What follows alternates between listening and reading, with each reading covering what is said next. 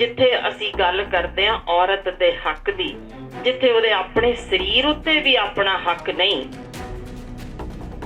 एक एक टब्बर विच 2 3 ते जे 4 होणगे तां 4 भी भरा। ते जिस दिन सस ना रही, कदे सहुरे दा चित आ गया तां ओह भी उहनूं पूर्ण रूप विच हंडाएगा। बेटियां ने नाबालग अपने सके प्यो, सके भरा, चाचे ताए या कजन ब्रदर्स के हथों शरीरक शोषण सह रही ने। सका प्यो अपनी गोद विच पई बालड़ी नूं हंडाउण दी गल सोच रहा होवे तां असीं किस तों न्याय पालदे हां। जिथे एक जज औरत इच्छा मौत की गल करती है कि मेरा भी बलात्कार हो रहा जे, दसो होरनां नूं न्याय कित्थों देना चाहुंदे। मैं औरत नहीं अद्धे अंगां वाली, मैं औरत हाँ बाणी नानक वाली। मैं बंदा बहादुर नूं पालण वाली, मैं चंडी हाँ मैं हाँ मां काली। मैं औरत नहीं अद्धे अंगां वाली, मैं औरत हाँ बाणी नानक वाली।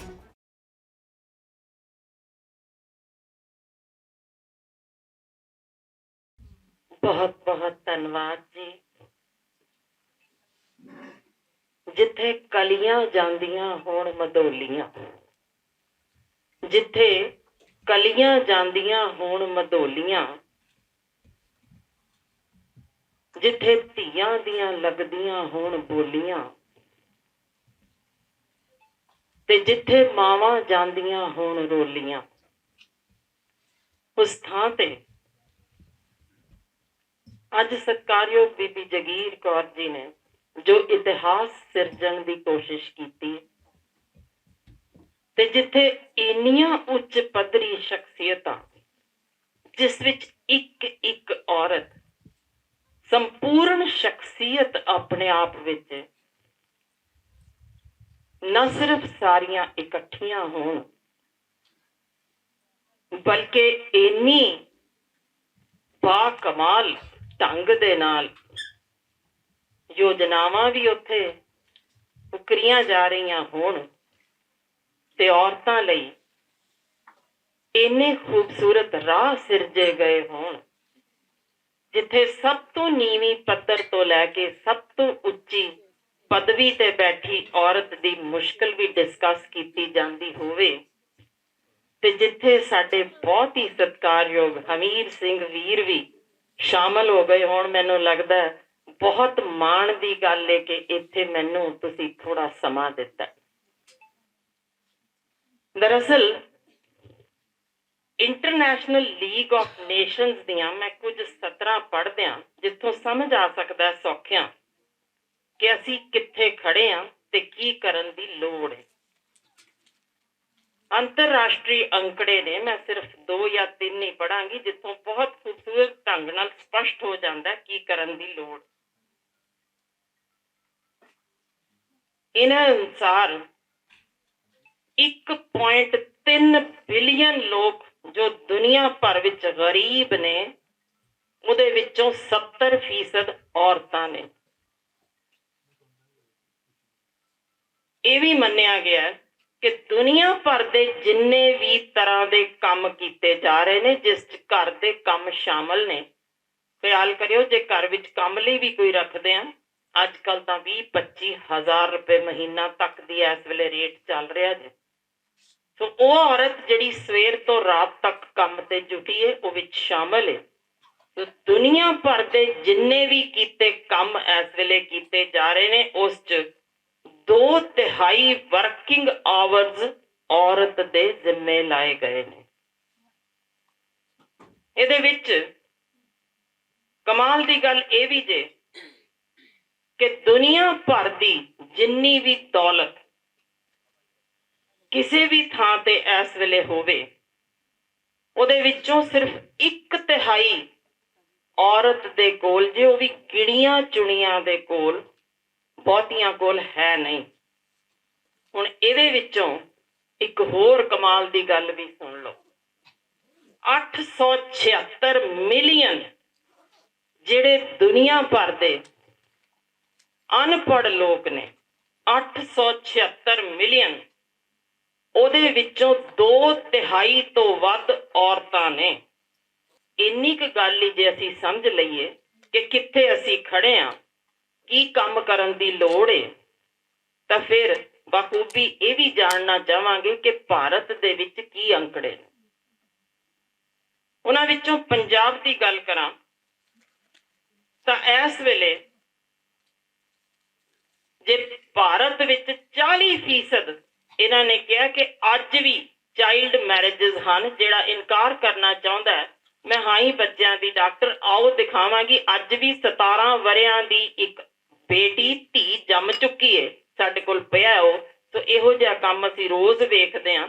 ਜੇ ਨਹੀਂ ਕਿਸੇ ਨੂੰ ਪਤਾ ਤਾਂ ਇਹ ਜ਼ਰੂਰ ਅਸਲੀਅਤ ਤੋਂ ਜਾਣੂ ਹੋਈਏ ਕਿ ਇੰਨੀਆਂ 40% ਜਿਹੜੀਆਂ ਨੇ ਅੱਜ ਵੀ ਵਿਆਹ ਦੇ ਵਿੱਚ, ਇਹ ਮੇਰੇ ਅੰਕੜੇ ਨਹੀਂ, ਇਹ ਇੰਟਰਨੈਸ਼ਨਲ ਲੀਗ ਆਫ ਨੇਸ਼ਨਸ ਦੇ ਵਿੱਚ ਬਕਾਇਦਾ ਬੋਲੇ ਗਏ, ਜਿਹਦੇ ਵਿੱਚ ਇਹ ਅੰਕੜੇ ਸਾਡੇ ਨੈਸ਼ਨਲ ਵੀ ਗਏ ਨੇ, ਜਿਹਦੇ ਵਿੱਚ ਇਹ ਕਿਹਾ ਗਿਆ ਕਿ ਅਰਬਨ ਏਰੀਆ 'ਚ ਯਾਨੀ ਸ਼ਹਿਰੀ ਖੇਤਰ ਦੇ ਵਿੱਚ ਇਹ ਜੋ ਗਿਣਤੀ ਹੈ ਨਾ, ਜੋ ਬਾਲ ਵਿਆਹ ਹੋ ਰਹੇ ਨੇ, ਉਹ 50% ਦੇ ਨੇੜੇ ਤੇੜੇ ਪਹੁੰਚ ਚੁੱਕੀ, ਜਿਸ ਵਿੱਚ ਲੁਧਿਆਣੇ ਦੇ ਸਕੂਲ ਦੀ ਇੱਕ ਸਾਡੀ ਨੈਸ਼ਨਲ ਡੇਲੀ ਦੇ ਵਿੱਚ ਬਿਲਕੁਲ ਪ੍ਰਮੁੱਖ ਖਬਰ ਛਪੀ ਸੀ ਮੁੱਖ ਪੰਨੇ ਉੱਤੇ ਕਿ ਉਸ ਸਕੂਲ ਵਿੱਚ ਸਿਰਫ 5ਵੀਂ ਤੱਕ ਹੀ ਧੀਆਂ ਪੜ੍ਹ ਰਹੀਆਂ ਨੇ, ਕਿਉਂਕਿ ਉਹ ਇਸ ਵੇਲੇ ਉਸ ਤੋਂ ਪਹਿਲਾਂ ਉਹਨਾਂ ਲਈ ਲਾਜ਼ਮੀ ਹੈ ਕਿ ਉਹਨਾਂ ਦੀ ਇੰਗੇਜਮੈਂਟ ਜ਼ਰੂਰ ਹੋ ਜਾਵੇ,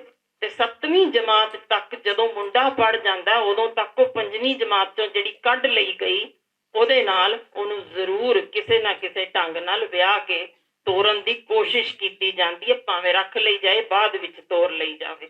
ਇਹ ਹਕੀਕਤ ਜਿਹੜੀ ਇਸ ਵੇਲੇ ਮੈਂ ਕੁਝ ਤੁਹਾਡੇ ਨਾਲ ਸਾਂਝੀ ਕਰਨੀ ਚਾਹੀ ਸੀ ਕਿ ਇਸ ਪੱਧਰ ਤੇ ਸਾਡੀ ਜੰਗ ਬਾਅਦ ਦੀਆਂ ਗੱਲਾਂ ਤਾਂ ਬਹੁਤ ਵੱਡੀਆਂ ਨੇ, ਪਰ ਜਿਸ ਥਾਂ ਤੇ ਅਸੀਂ ਜੂਝਣਾ ਉਹਦੇ ਵਿੱਚ ਸੰਨ 2024 ਦੀ ਜਨਵਰੀ ਦੀ ਖਬਰ ਹੀ ਤੁਹਾਡੇ ਨਾਲ ਸਾਂਝੀ ਕਰਦੇ ਹਾਂ, ਜੋ ਅਸਲ ਹੋਰ ਵੀ ਕੁਝ ਹੀ ਹਕੀਕਤ ਹੈ।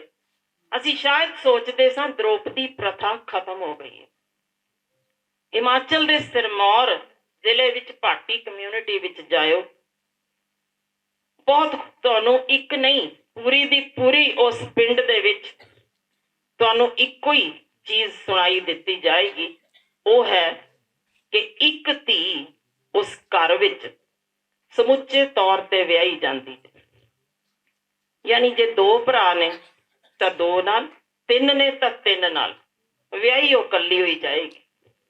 ਇਹ ਜੇ ਸਾਡੀ ਤਲਖ ਹਕੀਕਤ, ਜਿੱਥੇ ਅਸੀਂ ਗੱਲ ਕਰਦੇ ਹਾਂ ਔਰਤ ਦੇ ਹੱਕ ਦੀ, ਜਿੱਥੇ ਉਹਦੇ ਆਪਣੇ ਸਰੀਰ ਉੱਤੇ ਵੀ ਆਪਣਾ ਹੱਕ ਨਹੀਂ, ਤੇ ਅੱਜ ਵੀ ਉਹਨੂੰ ਹੰਡਾਉਂਦੇ ਨੇ ਇੱਕ ਟੱਬਰ ਵਿੱਚ 2, 3 ਤੇ ਜੇ 4 ਹੋਣਗੇ ਤਾਂ 4 ਵੀ ਭਰਾ। ਤੇ ਜਿਸ ਦਿਨ ਸੱਸ ਨਾ ਰਹੀ, ਕਦੇ ਸਹੁਰੇ ਦਾ ਚਿੱਤ ਆ ਗਿਆ, ਤਾਂ ਉਹ ਵੀ ਉਹਨੂੰ ਪੂਰਨ ਰੂਪ ਵਿੱਚ ਹੰਡਾਏਗਾ। ਇਹ ਅਸਲੀਅਤ ਸੰਨ 2024 ਦੇ ਵਿੱਚ ਜਦੋਂ ਮਾਰਸ ਤੇ ਪਹੁੰਚਣ ਦੀ ਗੱਲ ਕਰਦੇ ਹਾਂ, ਸਾਡੇ ਹੀ ਮੁਲਕ ਦੇ ਵਿੱਚ ਇਹ ਅੱਜ ਵੀ ਜਾਰੀ ਹੈ, ਜਿੱਥੇ ਤਾਮਿਲਨਾਡੂ ਦੇ ਇੱਕ ਪਿੰਡ ਵਿੱਚ ਵੀ ਤੁਸੀਂ ਇਹ ਤਲਖ ਹਕੀਕਤ ਵੇਖ ਸਕਦੇ ਹੋ, ਉੱਥੇ ਇਹ ਸਰੇਆਮ ਜਾਰੀ ਉਹਦੇ ਵਿੱਚ ਕਿਤੇ ਵੀ ਕਿਸੇ ਥਾਂ ਤੇ ਇਹਦੇ ਵਿਰੁੱਧ ਆਵਾਜ਼ ਨਹੀਂ ਚੁੱਕੀ ਜਾਂਦੀ। ਤੇ ਜੇ ਲੱਗਦਾ ਕਿ ਇੱਥੇ ਹੀ ਇਹ ਸਭ ਕੁਝ ਖਤਮ ਹੋਇਆ, ਤਾਂ ਯੂਨਾਈਟਿਡ ਨੇਸ਼ਨਸ ਵੱਲੋਂ ਜਾਰੀ ਅੰਕੜੇ, ਇੰਟਰਨੈਟ ਖੋਲਿਓ, ਪੜ੍ਹ ਜ਼ਰੂਰ ਲਿਓ, ਮੇਰੀ ਗੱਲ ਤੇ ਯਕੀਨ ਨਾ ਕਰਿਓ, ਪੜ੍ਹਿਓ ਆਪ, ਜਿੱਥੇ ਲਿਖਿਆ ਕਿ ਸਾਡੇ ਭਾਰਤ ਵਿੱਚ 37 ਤੋਂ 41% ਇਹ ਬੇਟੀਆਂ ਨੇ ਨਾਬਾਲਗ, ਜੋ ਆਪੋ ਆਪਣੇ ਘਰਾਂ ਵਿੱਚ ਆਪਣੇ ਸਕੇ ਪਿਓ, ਸਕੇ ਭਰਾ, ਚਾਚੇ ਤਾਏ ਜਾਂ ਕਜ਼ਨ ਬ੍ਰਦਰਸ ਦੇ ਹੱਥੋਂ ਸਰੀਰਕ ਸ਼ੋਸ਼ਣ ਸਹਿ ਰਹੀਆਂ ਨੇ। ਇਹ ਵੀ ਇੱਕ ਇਹੋ ਜਿਹੀ ਹਕੀਕਤ ਹੈ ਜਿਹੜਾ ਸਾਨੂੰ ਸ਼ੀਸ਼ਾ ਵਿਖਾਉਂਦੀ ਕਿ ਅਸੀਂ ਅੱਗੋਂ ਔਰਤ ਦੀ ਐਮਪਾਵਰਮੈਂਟ ਦੀ ਗੱਲ ਕਰਦੇ ਹਾਂ, ਤੇ ਜਿਨ੍ਹਾਂ ਤੋਂ ਮੰਗਦੇ ਆ ਨਾ ਐਮਪਾਵਰਮੈਂਟ, ਉਹਨਾਂ ਦੇ ਜ਼ਰਾ ਅੰਦਰ ਝਾਕ ਕੇ ਵੇਖਿਓ ਕਿ ਜੇ ਸਕਾ ਪਿਓ ਆਪਣੀ ਗੋਦ ਵਿੱਚ ਪਈ ਬਾਲੜੀ ਨੂੰ ਹੰਡਾਉਣ ਦੀ ਗੱਲ ਸੋਚ ਰਿਹਾ ਹੋਵੇ ਤਾਂ ਅਸੀਂ ਕਿਸ ਤੋਂ ਨਿਆਂ ਪਾਲਦੇ ਹਾਂ। ਤੇ ਇਸ ਮੁਲਕ ਦੇ ਵਿੱਚ ਹੋਰ ਵੀ ਬਹੁਤ ਕਮਾਲ ਦੀਆਂ ਗੱਲਾਂ, ਜਿੱਥੇ ਸਾਡੇ ਸਿਆਸਤਦਾਨ ਚੌਂਕ ਵਿੱਚ ਖੜੀ ਧੀ ਨੂੰ ਚੁੱਕ ਕੇ ਲੈ ਜਾਂਦੇ ਨੇ, ਜੋ ਕਿ ਬਾਹਰਲੇ ਮੁਲਕ ਤੋਂ ਆਈ ਹੋਵੇ, ਤੇ ਅਸੀਂ ਆਪ ਹੀ ਵੋਟਾਂ ਪਾ ਕੇ ਉਹਨੂੰ ਜਿਤਾਉਂਦੇ ਹਾਂ। ਜਿੱਥੇ ਸਾਡੇ ਇਸ ਵੇਲੇ ਕੋਈ ਸਪੈਨਿਸ਼ ਔਰਤ ਹੋਵੇ ਜਾਂ ਕਿਸੇ ਹੋਰ ਕਮਿਊਨਿਟੀ ਦੀ ਕਿਸੇ ਹੋਰ ਮੁਲਕ ਵਿੱਚੋਂ ਆਈ ਹੋਵੇ, ਉਸ ਔਰਤ ਨੂੰ ਅਸੀਂ ਕਦੇ ਬਖਸ਼ਿਆ ਨਹੀਂ। ਇੱਥੇ ਇੱਕ ਨਹੀਂ, ਦੋ ਨਹੀਂ, ਅਣਗਿਣਤ ਕੇਸ ਨੇ ਜਿੱਥੇ ਉਹਨਾਂ ਦਾ ਸਮੂਹਕ ਬਲਾਤਕਾਰ ਕੀਤਾ ਜਾਂਦਾ ਜੇ। ਇਹਦੇ ਵਿੱਚ ਸਿਰਫ ਉੱਥੇ ਤੱਕ ਹੀ ਅਸੀਂ ਗੱਲ ਖਤਮ ਨਹੀਂ ਕਰਦੇ, ਕਿਉਂਕਿ ਸਿਰਫ ਸਮੂਹਕ ਬਲਾਤਕਾਰ ਤੱਕ ਰੁਕਦੇ ਨਹੀਂ। ਉਸ ਤੋਂ ਬਾਅਦ ਜਿਸ ਢੰਗ ਨਾਲ ਉਹਦੀਆਂ ਹੱਡੀਆਂ ਤੋੜ ਕੇ, ਗਲਾ ਘੁੱਟ ਕੇ, ਮੂੰਹ ਵਿੱਚ ਤੇਜ਼ਾਬ ਪਾ ਕੇ ਸਾੜਿਆ ਜਾਂਦਾ, ਉਹ ਸਪਸ਼ਟ ਰੂਪ ਵਿੱਚ ਸਾਨੂੰ ਆਪਣੇ ਮਨ ਅੰਦਰਲੀ ਤਸਵੀਰ ਵਿਖਾਉਂਦਾ ਹੈ ਕਿ ਅਸੀਂ ਕਿੱਥੇ ਖੜੇ ਹਾਂ, ਕਿਸ ਪੱਧਰ ਤੇ ਜੰਗ ਲੜਨੀ ਹੈ, ਤੇ ਕਿਵੇਂ ਅਸੀਂ ਅੱਜ ਔਰਤ ਦੇ ਹੱਕਾਂ ਦੀ, ਜਿੱਥੇ ਪਾਰਲੀਮੈਂਟ ਦੇ ਵਿੱਚ ਔਰਤਾਂ ਦੀ ਸਟੇਟਮੈਂਟ 80 ਮੁਲਕਾਂ ਦੀ ਸੀ, ਇੱਕ ਜਾਂ ਦੋ ਨਹੀਂ, 80 ਮੁਲਕਾਂ ਦੀ ਪਾਰਲੀਮੈਂਟ ਵਿੱਚ ਬੈਠੀਆਂ ਔਰਤਾਂ ਮੰਨੀਆਂ ਨੇ ਕਿ ਉਹਨਾਂ ਦੇ ਨਾਲ ਭੱਦੀ ਛੇੜਛਾੜ ਉਹਨਾਂ ਦੇ ਮੇਲ ਕਾਊਂਟਰ ਪਾਰਟਸ ਨੇ ਕੀਤੀ ਹੈ। ਉਹਨਾਂ ਨੂੰ ਰੇਪ ਦੀਆਂ ਧਮਕੀਆਂ ਤੱਕ ਮਿਲੀਆਂ, ਤੇ ਜਿਸ ਹਾਲ ਵਿੱਚੋਂ ਉਹ ਲੰਘ ਰਹੀਆਂ ਨੇ, ਉਹ ਮੰਨੀਆਂ ਕਿ ਸਾਡੇ ਤਾਂ ਵਾਕਈ ਅੱਤ ਹੋ ਗਈ ਹੈ। ਤੇ ਫਿਰ ਅਸੀਂ ਨਿਆਂ ਦੀ ਭਾਲ ਪਤਾ ਜੇ ਕਿਸ ਤੋਂ ਕਰਦੇ ਹਾਂ? ਉਸੇ ਮੁਲਕ ਵਿੱਚ ਜਿੱਥੇ ਇੱਕ ਜੱਜ ਔਰਤ ਇੱਛਾ ਮੌਤ ਦੀ ਗੱਲ ਕਰਦੀ ਏ ਕਿ ਮੇਰਾ ਵੀ ਬਲਾਤਕਾਰ ਹੋ ਰਿਹਾ ਜੇ, ਦੱਸੋ ਹੋਰਨਾਂ ਨੂੰ ਨਿਆਂ ਕਿੱਥੋਂ ਦੇਣਾ ਚਾਹੁੰਦੇ? ਤੇ ਅੰਕੜੇ ਇਹ ਵੀ ਨੇ ਸਾਡੇ ਕੋਲ, ਜਿੱਥੇ 68% ਔਰਤਾਂ ਘਰੇਲੂ ਹਿੰਸਾ ਦਾ ਸ਼ਿਕਾਰ ਹੋ ਰਹੀਆਂ ਨੇ, ਤੇ ਸਾਡੇ ਪੁਲਿਸ ਦੇ ਮਹਿਕਮੇ, ਅਫਸੋਸ ਨਾਲ ਕਹਿਣਾ ਪੈਂਦਾ, ਉਹ ਜਿੱਥੇ ਔਰਤਾਂ ਦੇ ਵੱਲੋਂ ਹੀ ਮੈਨੇਜ ਕੀਤੇ ਜਾਂਦੇ ਨੇ ਉਹ ਸੈਂਟਰ, ਉੱਥੇ ਕਿਸੇ ਵੀ ਹਾਲ ਵਿੱਚ ਉਸ ਔਰਤ ਨੂੰ ਨਿਆਂ ਨਹੀਂ ਜੇ ਮਿਲ ਰਿਹਾ। ਉਹਨਾਂ ਨੂੰ ਜਬਰੀ ਇਹ ਮਨਾਇਆ ਜਾਂਦਾ ਕਿ ਤੁਸੀਂ ਪੈਚਅਪ ਕਰੋ, ਤੇ ਜਦੋਂ ਗੱਲ ਕੀਤੀ ਜਾਵੇ ਉਦੋਂ ਕਿਹਾ ਜਾਂਦਾ ਕਿ ਸਾਡੇ ਉੱਪਰਲੇ ਜੋ ਮਰਦ ਅਫਸਰ ਨੇ, ਉਹਨਾਂ ਦਾ ਇਹੋ ਹੁਕਮ ਹੈ ਕਿ ਤੁਸੀਂ ਔਰਤ ਕਿੰਨਾ ਵੀ ਤਸ਼ੱਦਦ ਇੱਥੇ ਸਹਿ ਕੇ ਆਈ ਹੋਵੇ, ਕੋਸ਼ਿਸ਼ ਇਹੋ ਕਰੋ ਕਿ ਉਹ ਟੱਬਰ ਵਸਦੇ ਰਹਿਣੇ ਚਾਹੀਦੇ ਨੇ।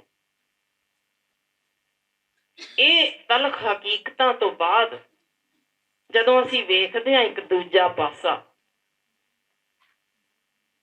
ਉਹਦੇ ਵਿੱਚ ਕੰਮਕਾਜੀ ਔਰਤ, ਮੈਂ ਆਪ ਕੰਮਕਾਜੀ ਹਾਂ, ਤੁਸੀਂ ਵੀ ਸਾਰੇ ਬਥੇਰੇ ਇੱਥੇ ਇਸੇ ਤਰ੍ਹਾਂ ਕੰਮ ਕਰ ਰਹੇ ਹੋ, ਤੇ ਜਿਸ ਢੰਗ ਨਾਲ ਉਹਨਾਂ ਥਾਵਾਂ ਤੇ ਉਹਨਾਂ ਦਾ ਸਰੀਰਕ ਸ਼ੋਸ਼ਣ ਹੋ ਰਿਹਾ, ਜਿੱਥੇ ਮੇਰੇ ਆਪਣੇ ਕਾਲਜ ਵਰਗੇ ਥਾਂ ਤੇ ਇੱਕ MD ਸਟੂਡੈਂਟ ਦਾ ਵੀ ਜਿਸ ਤਰੀਕੇ ਉਹਨੂੰ ਹਰਾਸਮੈਂਟ ਸਹਿਣੀ ਪੈਂਦੀ ਜੇ, ਜਾਂ ਜਿਸ ਵੀ ਮਰਜ਼ੀ ਤੁਸੀਂ ਯੂਨੀਵਰਸਿਟੀ ਵਿੱਚ ਚਲੇ ਜਾਓ, ਕਾਲਜ ਵਿੱਚ ਚਲੇ ਜਾਓ, ਕਿਸੇ ਮਹਿਕਮੇ ਵੱਡੇ ਤੋਂ ਵੱਡੇ ਵਿੱਚ ਚਲੇ ਜਾਓ, ਮੈਂ ਸੈਕਸੁਅਲ ਹਰਾਸਮੈਂਟ ਕਮੇਟੀਆਂ ਦੀ ਮੈਂਬਰ ਹਾਂ। ਇਸ ਕਾਰਨ ਤੁਹਾਨੂੰ ਫਸਟ ਹੈਂਡ ਇਨਫੋਰਮੇਸ਼ਨ ਦੇ ਰਹੀ ਹਾਂ ਕਿ ਵੱਡੇ ਤੋਂ ਵੱਡੇ ਅਹੁਦੇ ਤੇ ਬੈਠੀ ਔਰਤ ਵੀ ਇਸ ਵੇਲੇ ਇਸ ਤਰੀਕੇ ਦੀ ਭੱਦੀ ਛੇੜਛਾੜ ਤੇ ਸਰੀਰਕ ਸ਼ੋਸ਼ਣ ਨੂੰ ਸਹਿ ਰਹੀ ਹੈ। ਮੇਰਾ ਇਹ ਸਭ ਕੁਝ ਕਹਿਣ ਦਾ ਮਕਸਦ ਸਿਰਫ ਇਹ ਸੀ ਕਿ ਜੇ ਪਤਾ ਹੋਵੇ ਇਹ ਜ਼ੁਲਮ ਹੋ ਰਹੇ ਨੇ ਤੇ ਕੁਝ ਫੀਸਦ ਲੋਕ ਕਰ ਰਹੇ ਹੋਣ, ਤਾਂ ਸਾਡੇ ਚੰਗੇ ਲੋਕ, ਉਹ ਚੰਗੇ ਪਿਓ ਜੋ ਫਖਰ ਕਰਦੇ ਨੇ ਆਪਣੀਆਂ ਧੀਆਂ ਤੇ, ਉਹ ਚੰਗੇ ਪਤੀ ਜੋ ਫਖਰ ਕਰਦੇ ਨੇ ਆਪਣੀਆਂ ਪਤਨੀਆਂ ਤੇ, ਉਹ ਪੁੱਤਰ ਜਿਨ੍ਹਾਂ ਨੂੰ ਮਾਣ ਹੈ ਆਪਣੀਆਂ ਮਾਵਾਂ ਤੇ, ਉਹ ਚੁੱਪ ਕਿਉਂ ਨੇ? ਜਦੋਂ ਜ਼ੁਲਮ ਦੀ ਸਿਖਰ ਹੋ ਗਈ, ਸਾਨੂੰ ਤਾਂ ਗੁਰੂ ਸਾਹਿਬ ਨੇ ਵੀ ਇਹੋ ਸਮਝਾਇਆ, ਚੂੰਕਾਰ ਅਜ਼ ਹਮਾ ਹੀਲ ਤੇ ਦਰਗੁਜ਼ਸ਼ਤ, ਹਲਾਲ ਅਸਤ ਬੁਰਦਨ ਸ਼ਮਸ਼ੀਰ ਦਸਤ। ਜੇ ਅਜੇ ਵੀ ਅਸੀਂ ਤਲਵਾਰ ਨਹੀਂ ਚੁੱਕਣੀ ਤਾਂ ਫਿਰ ਚੁੱਕਣੀ ਕਦੋਂ? ਪਰ ਜੇ ਹਰ ਸਦੀ ਵਿੱਚ ਔਰਤ ਦੇ ਹੱਕ ਵਿੱਚ ਹਮੇਸ਼ਾ ਇਸ ਮਰਦ ਪ੍ਰਧਾਨ ਸਮਾਜ ਵਿੱਚੋਂ ਤਗੜੀ ਆਵਾਜ਼ ਉੱਠੀ ਜੇ, ਭਾਵੇਂ ਉਹ ਸਤੀ ਪ੍ਰਥਾ ਹੋਵੇ ਜਾਂ ਔਰਤਾਂ ਦਾ ਜਿਸ ਪੱਧਰ ਤੇ ਪੁਰਾਣੇ ਸਮਿਆਂ ਵਿੱਚ ਬਲਾਤਕਾਰ ਕੀਤਾ, ਜਿਸ ਤਰੀਕੇ ਨਿਰਵਸਤਰ ਕੀਤਾ, ਹਰਮਾਂ ਦੇ ਵਿੱਚ ਜਿਸ ਤਰੀਕੇ ਡੱਕੀ ਗਈ, ਉਦੋਂ ਹਮੇਸ਼ਾ ਹੀ ਆਵਾਜ਼ ਕਿਸੇ ਚੰਗੇ ਮਰਦ ਵੱਲੋਂ ਹੀ ਚੁੱਕੀ ਗਈ। ਪਰ ਅੱਜ ਉਸ ਪੱਧਰ ਦੀ ਆਵਾਜ਼ ਦਿਖਦੀ ਨਹੀਂ। क्योंकि इस वेले तशद्दद की सिखर हो चुकी है ते बहुते लोग सिर्फ अपने तक सीमित होके ये कह के बस कर जाते ने साडा कामकार चल रहा है, कोई गल नहीं, देखांगे। ये छड्डो दा शब्द जो साडे मनां विच वस गया है, उहदा नतीजा पता जे की निकल रहा है कि असीं ये सारियां नूं छड्ड दित्ता। तुसीं सौ मेरे अपने साडी ट्रस्ट दे विच एक बेटी है जिसदा प्यो खुदकुशी कर गया सी ते जिहदे तो कर्जा लिया होया सी, उहने पूरी उहदी मां दे नाल जिन्नी कर सकदा सी पूरियां रातां रंगीन कीतियां। ਉਹ आई तां सी कि हुण उहदी धी नूं उस ते जिस ते अख धरन लग गया सी, उस कारण ਉਹਨੂੰ ਆਉਣਾ ਪਿਆ कि मैं ਹੁਣ ਇਸ ਤੋਂ ਵੱਧ ਜ਼ਲਾਲਤ नहीं सह सकदी। 12 ਵਰਿਆਂ ਦੀ ਧੀ ਸੀ। ਸੋ ਇਹ ਨੇ ਸਾਡੀਆਂ ਅਸਲ ਹਕੀਕਤਾਂ ਜਿੱਥੋਂ ਅਸੀਂ ਅੱਖਾਂ ਮੀਟੀ ਬੈਠੇ ਹਾਂ। ਇਹਨਾਂ ਦੇ ਵਿੱਚ ਜ਼ਰਾ ਬਗਾਵਤੀ ਸੁਰ ਦੇਖੋ ਕਿ ਜਦੋਂ ਇੰਨੇ ਜ਼ੁਲਮਾਂ ਦੇ ਬਾਅਦ ਵੀ ਧੀ ਨੂੰ ਅਜੇ ਵੀ ਇੰਸਟਰਕਸ਼ਨਸ ਮਿਲਦੀਆਂ ਹੋਣ, ਇਹ ਸਮਾਜ ਦੇ ਵਿੱਚ ਕਿਵੇਂ ਬੈਠਣਾ ਜੇ, ਕਿਵੇਂ ਉੱਠਣਾ ਜੇ, ਕੀ ਪਹਿਰਾਵਾ ਹੋਣਾ ਚਾਹੀਦਾ, ਕਿਵੇਂ ਹੱਸਣਾ, ਤੁਹਾਡਾ ਰੰਗ ਕਿਵੇਂ ਸਮਾਜ ਤੁਹਾਨੂੰ ਪਸੰਦ ਕਰੇਗਾ, ਤੁਹਾਡੇ ਜਿਸਮ ਦੀ ਪੈਮਾਇਸ਼ ਕੀ ਹੋਣੀ ਚਾਹੀਦੀ ਹੈ, ਇਹ ਸਾਰਾ ਕੁਝ ਜਦੋਂ ਮਰਦ ਪ੍ਰਧਾਨ ਸਮਾਜ ਵਿੱਚ ਇੱਕ ਮਰਦ ਹੀ ਔਰਤ ਲਈ ਸਥਾਪਿਤ ਕਰਦਾ ਹੋਵੇ, ਉੱਥੇ ਔਰਤ ਦੀ ਇਹ ਗੱਲ ਕਰਨੀ ਕਿ ਮੈਂ ਸਭ ਕੁਝ ਕਰ ਸਕਦੀ ਹਾਂ, ਔਖਾ ਜ਼ਰੂਰ ਹੁੰਦਾ ਜੇ, ਪਰ ਇਹ ਬਗਾਵਤੀ ਸਰੂਪਰ ਦੀ ਕਿਵੇਂ ਜੇ। ਸਾਡੇ ਕੋਲ ਲਿਵ ਇਨ ਰਿਲੇਸ਼ਨਸ਼ਿਪ ਦੀ ਪਰਮਾਰ ਹੋਣ ਲੱਗ ਪਈ। ਸਾਡੀਆਂ ਬੇਟੀਆਂ ਹੁੱਕਾ ਬਾਰ ਵਿੱਚ ਖੁੱਲ੍ਹੇਆਮ ਜਾਂਦੀਆਂ। ਨਾ ਕਰਨਾ ਚਾਹੁੰਦੇ ਹੋ, ਮੈਂ ਤਸਵੀਰਾਂ ਮੇਰੇ ਕੋਲੋਂ ਪ੍ਰੋਗਰਾਮ ਤੋਂ ਬਾਹਰ ਦੇਖ ਲਿਓ। ਮੈਂ ਪਟਿਆਲੇ ਸ਼ਹਿਰ ਦੀਆਂ ਤੇ ਨੇੜੇ ਤੇੜੇ ਦੇ ਪਿੰਡਾਂ ਦੀਆਂ ਵੀ ਦਿਖਾ ਦਿਆਂਗੀ ਤਾਂ ਕਿ ਯਕੀਨ ਹੋ ਜਾਏ ਕਿ ਸਾਡੀਆਂ ਬੇਟੀਆਂ ਇਹਨਾਂ ਪਾਸਿਆਂ ਵੱਲ ਤੁਰੀਆਂ ਨੇ। ਉਸ ਬਗਾਵਤੀ ਸੁਰ ਵਿੱਚ ਇਹ ਵੀ ਸ਼ਾਮਲ ਹੈ ਕਿ ਜੇ ਸਾਡਾ ਜਿਸ ਨਾਲ ਵਿਆਹ ਹੋਣਾ ਜੇ ਉਹ ਹੋਰਨਾਂ ਬੇਟੀਆਂ ਨੂੰ ਹੰਢਾ ਸਕਦਾ ਹੈ, ਤਾਂ ਸਾਡੀ ਬਗਾਵਤੀ ਸੁਰ ਇਹ ਹੈ ਕਿ ਅਸੀਂ ਵੀ ਰਿਸ਼ਤੇ ਬਣਾਵਾਂਗੀਆਂ, ਸਰੀਰਕ ਰਿਸ਼ਤੇ ਬਣਾਉਣ ਤੋਂ ਬਾਅਦ ਹੀ ਵਿਆਹ ਵੱਲ ਜਾਵਾਂਗੀਆਂ। ਤੇ ਫਿਰ ਜੋ ਢੰਗ ਇਸ ਵੇਲੇ ਸਾਡੇ ਸਾਹਮਣੇ ਦਿਸ ਰਹੇ ਨੇ, ਇਹਦੇ ਤੋਂ ਓਲਾ ਕਰਨ ਦੀ ਲੋੜ ਨਹੀਂ, ਕਿਉਂਕਿ ਜਦੋਂ ਕੁਝ ਨਾ ਕੁਝ ਵਾਪਰ ਜਾਂਦਾ ਜੇ ਪਹੁੰਚਦੀਆਂ ਡਾਕਟਰਾਂ ਕੋਲ ਹੀ ਨੇ ਕਿ ਸਾਨੂੰ STDs ਹੋ ਗਈਆਂ ਨੇ, ਜਾਂ ਦੱਸੋ ਇਹ ਗਰਭ ਡੇਗਣਾ ਕਿਵੇਂ ਹੈ। ਸੋ ਉਹ ਅਣਵਿਆਹੀਆਂ ਮਾਵਾਂ ਵੱਲ ਜੋ ਸਾਡਾ ਇਸ ਵੇਲੇ ਰੁੱਖ ਮੁੜਦਾ ਜਾਂਦਾ ਜੇ, ਇਹ ਜੇ ਬਗਾਵਤੀ ਸੁਰ ਸਾਡੀਆਂ ਧੀਆਂ ਦੀ ਕਿ ਸਾਡੀ ਬਰਾਬਰੀ ਜੇ। ਅਜੇ ਅਗਲੀ ਗੱਲ ਸੁਣੋ, ਜੇ ਨਹੀਂ ਪਤਾ ਤਾਂ ਕਪਲਸ ਤਾਂ ਅਸੀਂ ਆਮ ਸੁਣਦੇ ਹਾਂ, ਪਰ ਹੁਣ ਇੱਕ ਥ੍ਰਪਲਸ ਸ਼ੁਰੂ ਹੋਇਆ ਜੇ। ਉਹਦੇ ਵਿੱਚ ਇੱਕ ਵੱਖ ਰਾਹ ਅਖਤਿਆਰ ਕੀਤਾ ਕਿ ਜਿੱਥੇ 2 ਮਰਦ ਇੱਕ ਔਰਤ ਜਾਂ 2 ਔਰਤਾਂ ਇੱਕ ਮਰਦ, ਇਸ ਤਰੀਕੇ ਦੇ ਇਹਨਾਂ ਦੇ 3 ਦੇ ਯਾਨੀ ਜੋ 2 ਦੇ ਨਾਲ ਕਪਲ ਬਣਦਾ ਸੀ, ਅੱਜ 3 ਦੀ ਸਾਂਝੀ ਟੱਬਰ ਇਸ ਵੇਲੇ ਸ਼ੁਰੂ ਹੋ ਚੁੱਕੀ ਹੈ।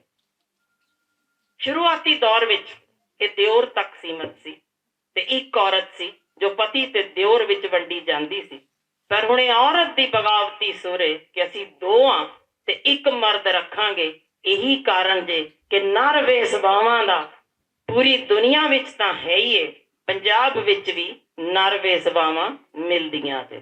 ਮੈਂ ਤੀਸਰੀ ਵਾਰ ਦੁਹਰਾ ਰਹੀ ਹਾਂ, ਜਿਹਨੂੰ ਕਿਸੇ ਤਰੀਕੇ ਦਾ ਕੋਈ ਸ਼ੰਕਾ ਹੋਵੇ, ਡਾਕਟਰਾਂ ਕੋਲੋਂ ਢਿੱਡ ਲੁਕਾਇਆ ਨਹੀਂ ਜਾਂਦਾ ਤੇ ਇਹ ਹਕੀਕਤਾਂ ਸ਼ਾਇਦ ਕਈਆਂ ਨੂੰ ਬਹੁਤ ਚੁੱਭਣ, ਪਰ ਇਹ ਹਨ ਹਕੀਕਤਾਂ ਤੇ ਤੁਸੀਂ ਵੇਖਣੀਆਂ ਚਾਹੋ। ਇਸ ਪ੍ਰੋਗਰਾਮ ਤੋਂ ਬਾਅਦ ਮੇਰੇ ਕੋਲੋਂ ਜੋ ਵੀ ਤੁਸੀਂ ਜਾਣਕਾਰੀ ਲੈਣੀ ਚਾਹੋ ਲੈ ਸਕਦੇ ਹੋ, ਕਿਉਂਕਿ ਇਹ ਹਕੀਕਤ ਹਮੇਸ਼ਾ ਚੁੱਭਦੀ ਜੇ, ਕੌੜੀ ਜਾਪਦੀ ਜੇ, ਪਰ ਉਹਨੂੰ ਫੇਸ ਕਰਨਾ ਪੈਂਦਾ ਜੇ। ਜਿਸ ਤਰੀਕੇ ਦੇ ਅੱਗੇ ਅਸੀਂ ਵੇਖਦੇ ਸਾਂ ਕਿ ਸਿਰਫ ਤੇ ਸਿਰਫ ਮਰਦ ਵੱਲੋਂ ਉਸ ਫੈਮਿਲੀ ਤੋਂ ਬਾਹਰ ਰਿਲੇਸ਼ਨਸ਼ਿਪ ਬਣਾਏ ਜਾਂਦੇ ਸਨ, ਇਸ ਵੇਲੇ ਖੁੱਲੇ ਤੌਰ ਤੇ ਔਰਤਾਂ ਨੇ ਇਹ ਬਗਾਵਤੀ ਸੁਰ ਚੱਕੀਆਂ ਨੇ ਕਿ ਜਿਹੜੀਆਂ ਕੰਮਕਾਜੀ ਹੁਣ ਨਿਕਲੀਆਂ ਨੇ ਕਿ ਅਸੀਂ ਕਮਾਉਣ ਜੋਗੀਆਂ, ਤੇ ਜੇ ਤੇਰਾ ਮੂੰਹ ਪਰਲੇ ਪਾਸੇ ਜਾਂਦਾ ਤਾਂ ਮੈਂ 2 ਦੇ ਨਾਲ ਹੋਰ ਰਿਲੇਸ਼ਨਸ਼ਿਪ ਰੱਖ ਕੇ ਦਿਖਾ ਸਕਦੀ ਹਾਂ। ਇਹ ਬਗਾਵਤੀ ਸੁਰ ਸਾਡੇ ਪੰਜਾਬ ਦੇ ਵਿੱਚ ਸ਼ੁਰੂ ਹੋਈ। ਕਾਰਨ ਕੀ ਸੀ? ਮੋਲਕੀਆਂ। ਮੋਲਕੀਆਂ ਕੀ ਹੁੰਦੀਆਂ ਜੇ? ਮੁੱਲ ਖਰੀਦੀਆਂ ਜਾਣ ਵਾਲੀਆਂ ਔਰਤਾਂ। ਪੰਜਾਬ ਵਿੱਚ ਧੀਆਂ ਦੀ ਕਮੀ ਜੇ, ਕੋਈ ਇਸ ਵਿੱਚ ਲੁਕਾ ਨਹੀਂ, ਪਰ ਉਹ ਧੀਆਂ ਦੀ ਕਮੀ ਕਿਸ ਤਰੀਕੇ ਪੂਰੀ ਕੀਤੀ ਜਾਂਦੀ ਜੇ। ਅਸਾਮ ਤੋਂ ਇਹ ਧੀਆਂ ਖਰੀਦ ਕੇ ਲਿਆਈਆਂ ਜਾਂਦੀਆਂ ਨੇ। ਮੁੱਲ ਪਤਾ ਜੇ ਕੀ ਹੈ? 50 ਰੁਪਏ।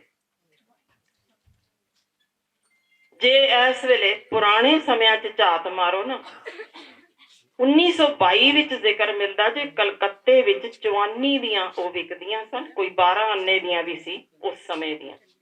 ਅੰਬਾਲੇ ਨੇੜੇ ਜੋ ਮੰਡੀ ਲੱਗਦੀ ਸੀ, ਉੱਥੇ ਬਹੁਤ ਵਾਰ ਪਿਓ ਆਪਣੀਆਂ ਧੀਆਂ ਵੇਚਣ ਆਉਂਦੇ ਸਨ ਤੇ ਕਈ ਤਾਂ ਆਪਣੀਆਂ ਮਾਵਾਂ ਤੱਕ ਵੇਚ ਜਾਂਦੇ ਸਨ। ਇਹ ਤਾਂ ਹਕੀਕਤਾਂ ਦਰਜ ਨੇ, ਕਾਗਜ਼ਾਂ ਦੇ ਵਿੱਚ ਕਿਤਾਬਾਂ ਦਰਜ ਨੇ। ਪਰ ਹੁਣ ਪੰਜਾਬ ਦੇ ਅੰਦਰ ਜਿਸ ਢੰਗ ਨਾਲ ਅਸੀਂ ਔਰਤ ਖਰੀਦਦੇ ਹਾਂ, ਅੱਗੇ ਧਿਆਨ ਕਰਿਓ ਉਹਦਾ ਕੀਤਾ ਕੀ ਜਾਂਦਾ। ਉਹਨੂੰ ਕਿਸੇ ਕਿਸਮ ਦੀ ਜਾਇਦਾਦ ਵਿੱਚ ਹੱਕ ਨਹੀਂ ਮਿਲਦਾ। ਉਹ ਇੱਕ ਮਸ਼ੀਨ ਤੋਂ ਵੱਧ ਗਿਣੀ ਨਹੀਂ ਜਾਂਦੀ। ਇੱਕ ਵੇਲੇ ਦੀ ਰੋਟੀ ਮਿਲਦੀ ਹੈ। ਉਹਦਾ ਕੰਮ ਜੇ ਸਿਰਫ ਮੁੰਡਾ ਜੰਮ ਕੇ ਦੇਣਾ। ਜਦੋਂ ਉਸ ਟੱਬਰ ਵਿੱਚ ਮੁੰਡਾ ਜੰਮ ਪਵੇ, ਉਹ ਦੁਬਾਰਾ ਵਿਕਦੀ ਜੇ। 3 4 ਕਈ ਵਾਰ 5 ਵਾਰ ਵਿਕਦੀ ਜੇ। ਉਹ ਕੁੱਖੋਂ ਜੰਮੇ ਬੱਚੇ ਉੱਤੇ ਉਹਦਾ ਕੋਈ ਹੱਕ ਨਹੀਂ, ਜਾਇਦਾਦ ਤੇ ਕੋਈ ਹੱਕ ਨਹੀਂ। ਪਰ ਜਿਸ ਹਾਲ ਵਿੱਚ ਵਾਪਸ ਪਹੁੰਚਦੀਆਂ ਨੇ, ਏਮਸ ਦੀ ਸਟੱਡੀ ਵੀ ਹੈ, PGI ਦੀ ਸਟੱਡੀ ਵੀ ਹੈ, ਰਜਿੰਦਰਾ 'ਚ ਵੀ ਪਹੁੰਚੀਆਂ ਨੇ ਕਿ ਕਈ ਤਾਂ ਮਾਨਸਿਕ ਰੋਗੀ ਬਣ ਚੁੱਕੀਆਂ, ਕਈ ਅੰਨੀਆਂ ਹੋ ਚੁੱਕੀਆਂ ਨੇ, ਅੱਗੋਂ ਬੱਚੇ ਜੰਮਣ ਯੋਗ ਨਹੀਂ, ਬਿਮਾਰੀਆਂ ਨਾਲ ਗ੍ਰਸਤ ਜਿਸ ਢੰਗ ਵਿੱਚੋਂ ਨੇ, ਉਹ ਸਾਡੀ ਆਪਣੀ ਤਹਿਜ਼ੀਬ ਨੂੰ ਬਹੁਤ ਖੂਬਸੂਰਤੀ ਨਾਲ ਵਿਖਾਉਂਦੀਆਂ ਨੇ। ਸ਼ਾਬਾਸ਼ੇ ਆਪਣੇ ਪੰਜਾਬ ਤੇ ਮਾਣ ਕਰਨ ਵਾਲਿਓ, ਆ ਜੇ ਤੁਹਾਡੀ ਅਸਲੀਅਤ, ਜਿੱਥੇ ਵੇਖ ਕੇ ਦਿਲ ਕੰਬਦਾ ਕਿ ਇਸ ਤੋਂ ਹੋਰ ਨੀਵਾਂ ਕੀ ਡਿੱਗਾਂਗੇ। ਅਸੀਂ ਉਸ ਹਾਲ ਵਿੱਚ ਔਰਤ ਦਾ ਸਸ਼ਕਤੀਕਰਨ, ਇਹਦੇ ਬਾਰੇ ਗੱਲ ਕਰ ਰਹੇ ਹਾਂ, ਜਿੱਥੇ ਸਾਡੇ ਮੁਲਕ ਦੀ ਰਾਸ਼ਟਰਪਤੀ ਜਿਹੜੀ ਹੈ, ਜੋ ਰਾਸ਼ਟਰਪਤੀ, ਉਹ ਵੀ ਉਹਨੂੰ ਨਹੀਂ ਅਸੀਂ ਅੱਜ ਦੇ ਦਿਨ ਇੰਨਾ ਹੀ ਕਹਿ ਸਕਦੇ ਕਿ ਤੂੰ ਕਿਸੇ ਧਾਰਮਿਕ ਥਾਂ ਦੇ ਅੰਦਰ ਵੜ ਸਕਦੀ ਹੈ, ਕਿਉਂਕਿ ਤੇਰੀ ਜਾਤ ਤੇ ਪਾਤ ਰਾਹ ਵਿੱਚ ਅੜਦੀ। ਅਜੇ ਇੱਥੇ ਵੀ ਬਸ ਨਹੀਂ ਕਰਦੇ। ਪੰਜਾਬ ਵਿੱਚ ਇਹੋ ਜਿਹੇ ਵੀ ਕੇਸ ਆ ਗਏ ਕਿ ਮਾਹਵਾਰੀ ਦੇ ਦੌਰਾਨ ਘਰ ਦੇ ਵਿੱਚ ਵੀ ਨਹੀਂ ਉਹਨੂੰ ਰਹਿਣ ਦਿੰਦੇ, ਤੂੰ ਬਾਹਰ ਨਿਕਲ ਜਾ, ਪਿੱਟ ਗਈ ਹੈ। ਇੰਨੀ ਕੀ ਜਾਣਕਾਰੀ ਅਸੀਂ ਸੰਨ 2024 ਵਿੱਚ ਦੇ ਸਕੇ ਹਾਂ ਕਿ ਭਾਈ ਜੇ ਨਾ ਉਹਨੂੰ ਮਾਹਵਾਰੀ ਆਈ ਹੁੰਦੀ ਤਾਂ ਉਹਦੇ ਕੁੱਖੋਂ ਤੂੰ ਜੰਮਣਾ ਹੀ ਨਹੀਂ ਸੀ। ਉਸ ਜੰਮਣ ਦਾਤੀ ਨੂੰ ਅੱਜ ਵੀ ਘਰ ਚੋਂ ਬਾਹਰ 5 ਦਿਨ ਲਈ ਸੁੱਟ ਦਿੱਤਾ ਜਾਂਦਾ। ਸੱਪ ਲੜ ਕੇ ਮਰ ਜਾਏ ਤਾਂ ਮਰ ਜਾਏ, ਪਰ ਉਹਨਾਂ ਦਿਨਾਂ ਵਿੱਚ ਰਸੋਈ ਵਿੱਚ ਨਹੀਂ ਵੜ ਸਕਦੀ। ਤਾਂ ਉਹ ਔਰਤ ਜਿਹੜੀ ਰਸੋਈ ਵਿੱਚ ਵੜਨ ਦੇ ਯੋਗ ਨਹੀਂ, ਜਿਹੜੀ ਧਾਰਮਿਕ ਥਾਵਾਂ ਦੇ ਉੱਤੇ ਵੜਨ ਵਿੱਚ ਯੋਗ ਨਹੀਂ, ਪਰ ਜਦੋਂ ਬਲਾਤਕਾਰ ਕਰਨਾ ਹੋਵੇ ਨਾ ਉਸੇ ਧਾਰਮਿਕ ਥਾਂ ਤੇ, ਉਦੋਂ 5 ਜਿਹੜੇ ਹੰਡਾਉਂਦੇ ਨੇ ਉਹਨੂੰ, ਉਸੇ ਤਰੀਕੇ ਹੱਡੀਆਂ ਤੋੜ ਕੇ ਮਾਰ ਦਿੰਦੇ ਨੇ। ਉਦੋਂ ਮੈਂ ਅੱਜ ਸਵਾਲ ਪੁੱਛਣਾ ਚਾਹੁੰਦੀ ਹਾਂ ਅੱਜ ਦੇ ਦਿਨ ਕਿ ਕੀ ਰੱਬ ਸਿਰਫ ਮਰਦਾਂ ਦਾ ਹੈ? ਔਰਤ ਦੇ ਵੇਲੇ ਰੱਬ ਕੀ ਖਤਮ ਹੋ ਜਾਂਦਾ ਜੀ? ਕਿ ਰੱਬ ਹੈ ਵੀ ਇਸ ਧਰਤੀ ਤੇ ਤਾਂ ਹੈ ਕਿਸ ਲਈ? ਕਿ ਉਹ ਵੀ ਮਰਦ ਪ੍ਰਧਾਨ ਸਮਾਜ ਨੇ ਆਪਣੀਆਂ ਲੋੜਾਂ ਪੂਰੀਆਂ ਕਰਨ ਲਈ ਬਣਾ ਛੱਡਿਆ ਕਿ ਔਰਤ ਹਮੇਸ਼ਾ ਲਈ ਇੱਕ ਦਾਸੀ ਬਣਾ ਕੇ ਰੱਖ ਦਿੱਤੀ ਜਾਵੇ, ਜਿਹਨੂੰ ਜਦੋਂ ਵੀ ਚਾਹੋ ਮੰਦਿਰਾਂ ਦੇ ਵਿੱਚ ਹੰਡਾਇਆ ਜਾਵੇ ਤੇ ਫਿਰ ਉਹਨੂੰ ਮਾਰ ਕੇ ਸੁੱਟ ਦਿੱਤਾ ਜਾਵੇ। ਇਹ ਵੀ ਹਕੀਕਤ ਜੇ ਕਿ ਜਦੋਂ ਇਸ ਤਰੀਕੇ ਦੀਆਂ ਧੀਆਂ ਛੱਡ ਦਿੱਤੀਆਂ ਜਾਂਦੀਆਂ ਸਨ, ਪਾਂਡਿਆਂ ਨੇ ਜਿਸ ਤਰੀਕੇ ਉਹਨਾਂ ਦੇ ਬਲਾਤਕਾਰ ਕੀਤੇ, ਜਦੋਂ ਬੱਚਾ ਠਹਿਰਦਾ ਸੀ ਤਾਂ ਠੁੱਡੇ ਮਾਰ ਕੇ ਢਿੱਡ ਵਿੱਚ ਉਹਨੂੰ ਉਦੋਂ ਮਾਰ ਦਿੱਤਾ ਜਾਂਦਾ ਸੀ ਕਿ ਇਹ ਬੱਚਾ ਜੰਮ ਨਾ ਪਵੇ।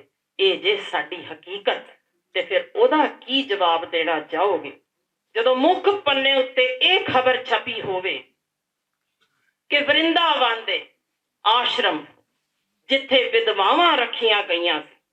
ਇਹ ਖਬਰ ਸੋਚੋ ਜ਼ਰਾ ਅੰਤਰਰਾਸ਼ਟਰੀ ਪੱਧਰ ਤੇ ਕੀ ਦੱਸਦੀ ਹੋਏਗੀ ਕਿ ਉਸ ਖਬਰ ਵਿੱਚ ਇਹ ਦੱਸਿਆ ਗਿਆ ਕਿ ਮਿੱਠਾ ਮਿਲਿਆ ਸੀ, ਜਿਸ ਕਾਰਨ ਉਹ ਭਗਦੜ ਮਚ ਗਈ, ਇੱਕ ਦੂਜੇ ਦੇ ਉੱਤੇ ਚੜ ਕੇ ਜ਼ਖਮੀ ਤੱਕ ਹੋ ਗਈਆਂ।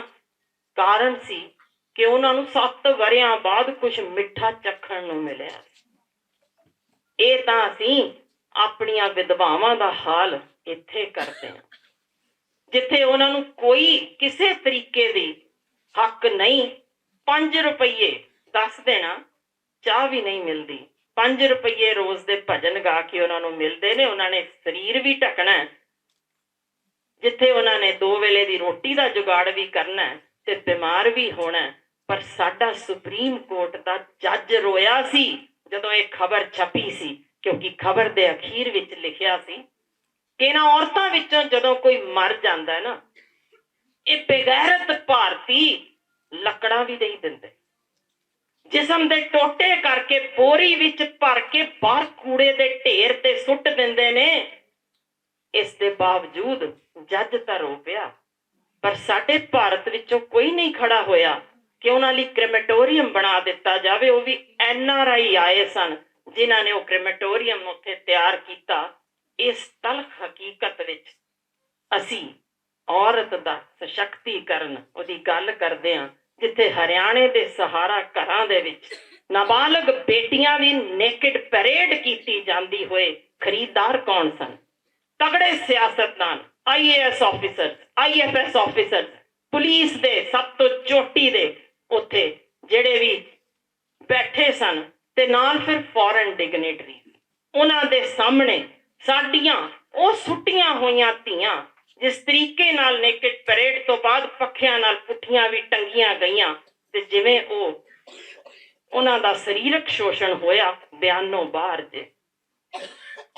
ਇਹ ਸਾਰੇ ਨੂੰ ਜਾਣਦੇ ਬੁੱਝਦੇ ਫਿਰ ਗੱਲ ਕਰਨਾ ਅਸੀਂ ਖੜੇ ਕਿੱਥੇ ਆ ਤੇ ਕੀ ਭਾਲਦੇ ਆ। ਜਿਵੇਂ ਹੁਣੇ ਹਮੀਰ ਸਿੰਘ ਵੀਰ ਨੇ ਕਿਹਾ, ਮੈਂ ਦੂਰ ਤਾਂ ਗੱਲ ਹੀ ਨਹੀਂ ਕਰਦੀ, ਮੈਂ ਤਾਂ ਆਪਣੀ ਗੱਲ ਕਰਦੀ ਆ ਕਿ ਜੇ ਮੈਂ ਰਾਤ ਨੂੰ ਡਿਊਟੀ ਤੋਂ ਬਾਅਦ ਵੀ 12 ਵਜੇ ਇਕੱਲੀ ਨੇ ਆਉਣਾ ਹੋਏ, ਮੈਂ ਆਪਣੇ ਆਪ ਨੂੰ ਜੇ ਸੁਰੱਖਿਅਤ ਇਸ ਮੁਲਕ ਵਿੱਚ ਨਹੀਂ ਗਿਣ ਰਹੀ ਤਾਂ ਮੈਂ ਕਿਸੇ ਹੋਰ ਧੀ ਦੀ ਕੀ ਗਰੰਟੀ ਲੈ ਸਕਦੀ ਹਾਂ ਕਿ ਉਹ ਘਰ ਵਿੱਚ ਵਾਪਸ ਆਏਗੀ, ਪਰ ਉਹਨੂੰ ਖਾਣ ਵਾਲਾ ਹੈ ਕੌਣ?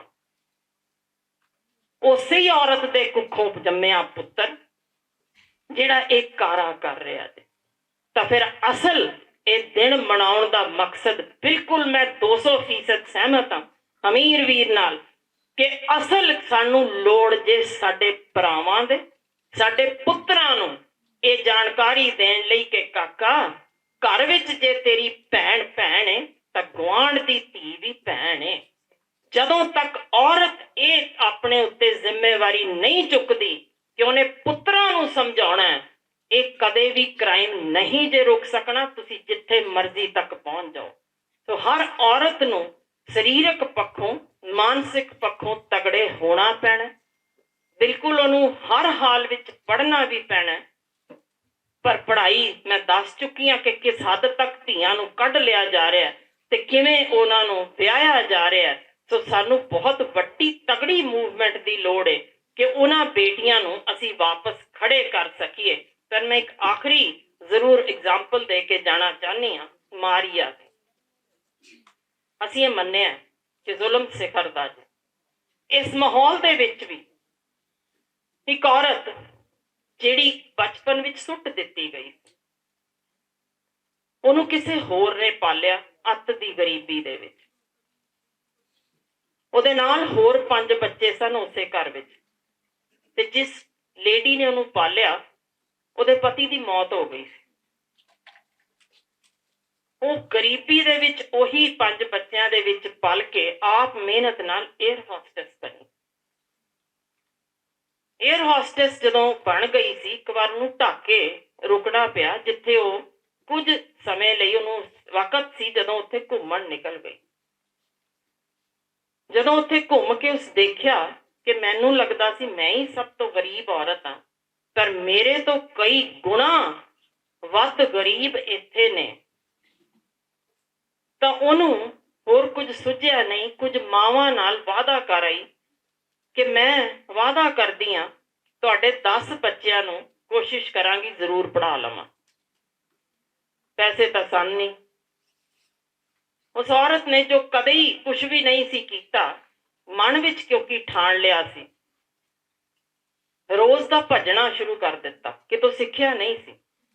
ਉਸ ਔਰਤ ਨੇ ਨਾ ਸਿਰਫ ਇੰਗਲਿਸ਼ ਚੈਨਲ ਬਲਕਿ ਨਾਰਥ ਪੋਲ ਤੱਕ ਜਾਣਾ, ਤੇ ਹਰ ਉਹ ਖੇਡ ਉਸਨੇ ਕਰ ਵਿਖਾਈ ਜਿੱਥੇ ਉਹ ਇਸ ਵੇਲੇ ਇੰਟਰਨੈਸ਼ਨਲ ਲੈਵਲ ਤੇ ਰੈਕਗਨਾਈਜ਼ਡ ਸਭ ਤੋਂ ਬਿਹਤਰੀਨ ਐਥਲੀਟ ਗਿਣੀ ਜਾਣ ਲੱਗ ਪਈ ਤੇ ਉਹ ਪੈਸੇ ਜਿਹੜੇ ਉਹਨੇ ਉਸ ਰਾਹੀਂ ਇਕੱਠੇ ਕੀਤੇ, ਇੱਕ ਲਗਨ ਸੀ ਕਿ ਮੈਂ ਔਰਤ ਜ਼ਾਤ ਲਈ ਕੁਝ ਕਰਨਾ ਹੈ।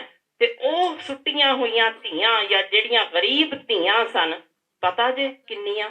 ਵਾਅਦਾ 10 ਨਾਲ ਕਰਕੇ ਆਈ ਸੀ। ਅੱਜ 600 ਬੇਟੀਆਂ ਦਾ ਖਰਚਾ ਉਹ ਇਕੱਲੀ ਔਰਤ ਚੁੱਕ ਸਕਦੀ ਏ।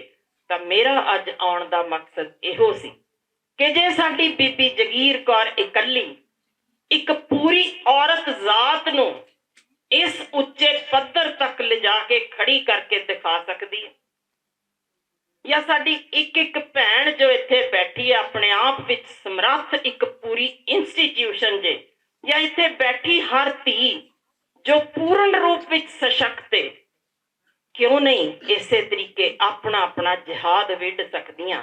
ਕਿ ਜੇ ਰਾਜਸਥਾਨ ਵਿੱਚ ਗੁਲਾਬੀ ਗੈਂਗ ਇਸੇ ਤਰੀਕੇ ਕੰਮ ਕਰ ਸਕਦਾ, ਮੈਂ ਉਮੀਦ ਕਰਦੀ ਹਾਂ ਕਿ ਅੱਜ ਤੋਂ ਬਾਅਦ ਇਸ ਸਟੇਜ ਤੋਂ ਜ਼ਰੂਰ ਐਲਾਨ ਕੀਤਾ ਜਾਏਗਾ ਕਿ ਔਰਤਾਂ ਪ੍ਰਤੀ ਹੁੰਦੇ ਜੁਰਮ ਦੀ ਇਹ ਇਸ ਤਰੀਕੇ ਇੱਕ ਇੱਕ ਔਰਤ ਜੋ ਇਸ ਲਈ ਸਮਰੱਥ ਹੈ, ਇਸ ਤਰੀਕੇ ਦੀ ਇੱਕ NGO ਵਿੱਢ ਦੇਗੀ ਕਿ ਅਸੀਂ ਜਿੰਨੀਆਂ ਵੀ ਬਲਾਤਕਾਰ ਪੀੜਤਾਂ ਨੇ, ਇਹ ਜਾਂ ਤੇਜ਼ਾਬ ਸੁੱਟੇ ਜਾਣ ਤੋਂ ਬਾਅਦ ਜਾਂ ਫਿਰ ਦਾਜ ਖਾਤਰ ਜੋ ਸਾੜੀਆਂ ਜਾ ਰਹੀਆਂ ਨੇ, ਉਹਨਾਂ ਲਈ ਖੁੱਲਾ ਸੱਦਾ ਜੇ ਆਓ ਤੁਸੀਂ ਸਾਡੇ ਨਾਲ ਜੁੜੋ ਤੇ ਅਸੀਂ ਨਾ ਸਿਰਫ ਤੁਹਾਨੂੰ ਮੈਡੀਕਲ ਪੱਖੋਂ, ਸਾਈਕੈਟ੍ਰਿਕ, ਸਾਈਕੋਲੋਜੀਕਲ ਪੱਖੋਂ, ਬਲਕਿ ਸਮਾਜ ਵਿੱਚ ਵਾਪਸ ਵਿਖਾਵਾਂਗੇ ਕਿਵੇਂ ਮਾਣ ਨਾਲ ਸਿਰ ਉੱਚਾ ਕਰਕੇ ਤੁਰਿਆ ਜਾਂਦਾ ਹੈ। ਫਿਰ ਗੱਲ ਕਰਾਂਗੇ ਕਿ ਕਮਾਈ ਵੀ ਕੀਤੀ ਤੇ ਫਿਰ ਅੱਗੋਂ ਹਰ ਸਿਖਰ ਤੱਕ ਪਹੁੰਚ ਕੇ ਵੀ ਔਰਤ ਦਿਖਾ ਸਕੀ। ਪਰ ਸਭ ਤੋਂ ਵੱਡੀ ਲੜਾਈ ਜੇ ਅੱਧੇ ਅੰਗਾਂ ਵਾਲੀ ਕਹਿਣ ਤੋਂ ਨਾ ਕਰਨ ਲਈ। ਇੱਕ ਆਖਰੀ 1 ਮਿੰਟ ਮਿਲ ਸਕਦਾ? ਬਗਾਵਤੀ ਸੁਰ ਜੇ ਸਾਨੂੰ ਔਰਤਾਂ ਨੂੰ ਅਜੇ ਤੱਕ ਅੱਧੇ ਅੰਗਾਂ ਵਾਲੀਆਂ ਗਿਣਦੇ ਨੇ, ਅਰਧਾਂਗਣੀ ਪਦਾਰਥ ਜੇ ਅੱਧੇ ਅੰਗਾਂ ਵਾਲੀ। ਤੇ ਬਗਾਵਤੀ ਸੁਰ ਇਹ ਹੈ, ਮੈਂ ਔਰਤ ਨਹੀਂ ਅੱਧੇ ਅੰਗਾਂ ਵਾਲੀ, ਮੈਂ ਔਰਤ ਨਹੀਂ ਅੱਧੇ ਅੰਗਾਂ ਵਾਲੀ, ਮੈਂ ਔਰਤ ਹਾਂ ਬਾਣੀ ਨਾਨਕ ਵਾਲੀ। ਮੈਂ ਅੱਧੀ ਅਧੂਰੀ ਕਹਾਣੀ ਨਹੀਂ, ਮੈਂ ਕਰਦੀ ਸਵਾਰੀ ਸ਼ੇਰਾਂ ਵਾਲੀ। ਮੈਂ ਬੰਦਾ ਬਹਾਦਰ ਨੂੰ ਪਾਲਣ ਵਾਲੀ, ਮੈਂ ਚੰਡੀ ਹਾਂ, ਮੈਂ ਹਾਂ ਮਾਂ ਕਾਲੀ। ਮੈਂ ਔਰਤ ਨਹੀਂ ਅੱਧੇ ਅੰਗਾਂ ਵਾਲੀ, ਮੈਂ ਔਰਤ ਹਾਂ ਬਾਣੀ ਨਾਨਕ ਵਾਲੀ। ਮੈਂ ਕੋਈ ਨਾਜ਼ੁਕ ਜਿਸਮ ਨਹੀਂ, ਮੈਂ ਕੋਈ ਨਾਜ਼ੁਕ ਜਿਸਮ ਨਹੀਂ, ਮੈਂ ਜੰਮੇ ਨਲੂਏ ਦੋ ਧਾਰੀ। ਮੈਂ ਅਬਲਾ ਹੁਣ ਕਹਾਉਣਾ ਨਹੀਂ, ਮੈਂ ਸਬਲਾ ਹਾਂ ਟੁੱਟੀ ਗੰਢਣ ਵਾਲੀ। ਮੈਂ ਔਰਤ ਨਹੀਂ ਅੱਧੇ ਅੰਗਾਂ ਵਾਲੀ, ਮੈਂ ਔਰਤ ਹਾਂ ਬਾਣੀ ਨਾਨਕ ਵਾਲੀ। ਸਿਰਫ ਕਵਿਤਾ ਦਾ ਸੂਖਮ ਬੋਲ ਨਹੀਂ, ਸਿਰਫ ਕਵਿਤਾ ਦਾ ਸੂਖਮ ਬੋਲ ਨਹੀਂ, ਮੈਂ ਦੁਰਗਾ ਹਾਂ ਦੁਸ਼ਟ ਮਾਰਨ ਵਾਲੀ। ਮੈਂ ਜਾਣਾ ਆਪਾ ਕਿਵੇਂ ਵਾਰਨਾ, ਮੈਂ ਗੁਜਰੀ ਹਾਂ ਵਾਰਸ ਕੁਲ ਤਾਰਨ ਵਾਲੀ। ਮੈਂ ਔਰਤ ਨਹੀਂ ਅੱਧੇ ਅੰਗਾਂ ਵਾਲੀ, ਮੈਂ ਔਰਤ ਹਾਂ ਬਾਣੀ ਨਾਨਕ ਵਾਲੀ। ਮੇਰਾ ਹਿਰਦਾ ਅਥਾ, ਮੇਰਾ ਹਿਰਦਾ ਅਥਾ, ਮੈਂ ਕਰਦੀ ਖਿਮਾ। ਮੈਂ ਮਾਂ ਹਾਂ ਠੰਡੀ ਛਾਂ ਵਾਲੀ, ਮੈਂ ਕਮਜ਼ੋਰ ਨਾਰੀ ਵਿਚਾਰੀ ਨਹੀਂ, ਮੈਂ ਸ਼ਮਸ਼ੀਰ ਰਾਖਸ਼ ਮਿਟਾਉਣ ਵਾਲੀ। ਮੈਂ ਔਰਤ ਨਹੀਂ ਅੱਧੇ ਅੰਗਾਂ ਵਾਲੀ, ਮੈਂ ਔਰਤ ਹਾਂ ਬਾਣੀ ਨਾਨਕ ਵਾਲੀ। ਜਦ ਵੀ ਪੁੱਤਰਾਂ ਤੇ ਹੈ ਭੀੜ ਪਈ, ਜਦ ਵੀ ਪੁੱਤਰਾਂ ਤੇ ਹੈ ਭੀੜ ਪਈ, ਮੈਂ ਭਾਗੋ ਬਣੀ ਜਾਨ ਵਾਰਨ ਵਾਲੀ। ਗੋਦੀ ਬਾਲ ਪਏ ਨੇਜ਼ਿਆਂ ਨਾਲ ਬਿਨਾ, ਮੈਂ ਜ਼ੁਲਮਾਂ ਤੋਂ ਨਾ ਹਾਰਨ ਵਾਲੀ। ਮੈਂ ਔਰਤ ਹਾਂ, ਮੈਂ ਔਰਤ ਨਹੀਂ ਅੱਧੇ ਅੰਗਾਂ ਵਾਲੀ, ਮੈਂ ਔਰਤ ਹਾਂ ਬਾਣੀ ਨਾਨਕ ਵਾਲੀ। ਮੈਂ ਬੁੱਧ ਵੀ ਜੰਮਿਆ, ਮੈਂ ਬੁੱਧ ਵੀ ਜੰਮਿਆ ਤੇ ਈਸਾ ਮਸੀਹ, ਹਜ਼ਰਤ ਮੁਹੰਮਦ ਤੇ ਜੰਮੇ ਨੇ ਸ਼ੀਂਹ। ਕ੍ਰਿਸ਼ਨ ਨੂੰ ਜੋ ਹੈ ਜੰਮਣ ਵਾਲੀ, ਕਿੰਜ ਹੋ ਸਕਦੀ ਹੈ ਅੱਧੇ ਅੰਗਾਂ ਵਾਲੀ। ਮੈਂ ਔਰਤ ਨਹੀਂ ਅੱਧੇ ਅੰਗਾਂ ਵਾਲੀ, ਮੈਂ ਔਰਤ ਹਾਂ ਬਾਣੀ ਨਾਨਕ ਵਾਲੀ। ਬਹੁਤ ਧੰਨਵਾਦ। ਵਾਹਿਗੁਰੂ ਜੀ ਕਾ ਖਾਲਸਾ, ਵਾਹਿਗੁਰੂ ਜੀ ਕੀ ਫਤਿਹ। ਬਹੁਤ ਸ਼ੇਰਨੀਆਂ ਨੇ, ਗੱਜ ਕੇ ਬੋਲੇ, ਸੋ ਨਿਹਾਲ ਵੀ ਨਹੀਂ ਬੋਲਦੀਆਂ, ਗੱਜ ਕੇ ਬੋਲੋ।